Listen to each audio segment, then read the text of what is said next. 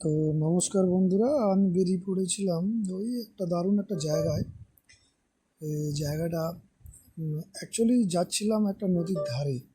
আর নদীর ধারে খুব সুন্দর জায়গা করা রয়েছে, তো সেই উদ্দেশ্যেই আমি বেরিয়ে পড়েছিলাম। তো যেতে যেতে রাস্তায় কিছু ভিডিও ফুটেজ তোমাদের সামনেই তুলে ধরছি আমার ক্যামেরার মাধ্যমে।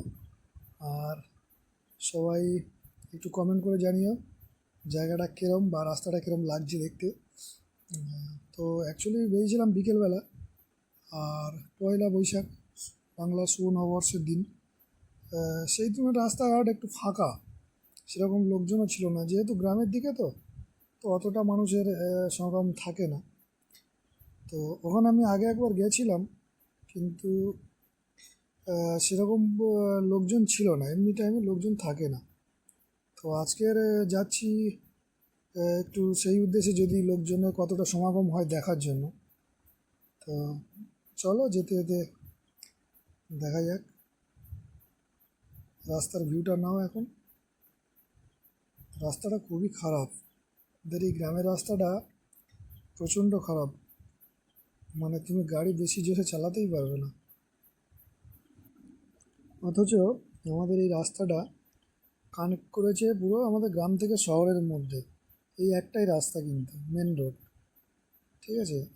এই রাস্তা দিয়েই বাস চলে, এই রাস্তা দিয়েই সব কিছু বড়ো গাড়ি টাড়ি। আর আমাদের শহরে যেতে হলে এই রাস্তাটাই একমাত্র উপায়। আর অন্য রাস্তা দিয়ে আছে, অন্য রাস্তা বলতে নদীপথ দিয়ে যেতে হবে, হয় নদীপথে নৌকা পার করে তারপরে রাস্তা হবে। মোটামুটি নৌকা পথে না যেতে চাইলে, যদি শহরে যেতে চাও, এই একটাই রাস্তা। গাড়ির পরিবহন ব্যবস্থা যেটা আছে, এই একটাই রাস্তা দিয়ে, এই রাস্তা দিয়েই আমাদের সব কিছু।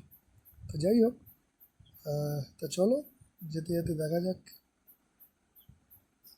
চারধারে সবুজ ক্ষেত, জাস্ট ভিউটা দেখো।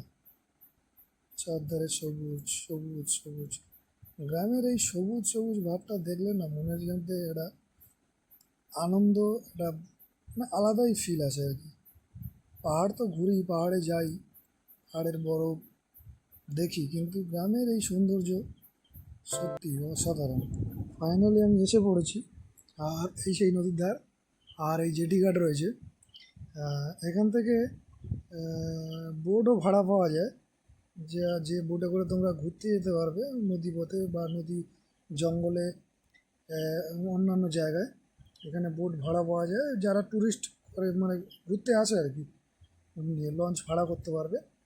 এখানে এই দাদাদের সাথে কথা বললে, এখানে রয়েছে, ওনার সাথে কথা বললে লঞ্চ ভাড়া পাওয়া যায়। এই বোট রয়েছে এই, আর এই নদী। আর নদীর ওপরে গেছে কিন্তু জঙ্গল, ওই জঙ্গলে কিন্তু বাঘ থাকে। হ্যাঁ হ্যাঁ, জঙ্গলে বাঘ থাকে। আর একটা বড় নদী, এখান থেকে চলে গেছে ওদিকে মাতলা, আর ওদিকে চলে গেছে সাগর।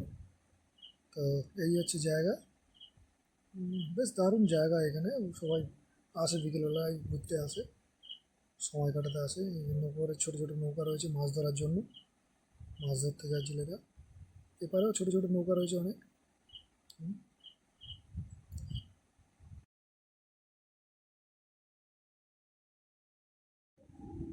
এই বসন্তের শেষে পরন্ত বিকেলটা কিরকম লাগছে দেখো, দারুণ লাগছে, অসম অসম।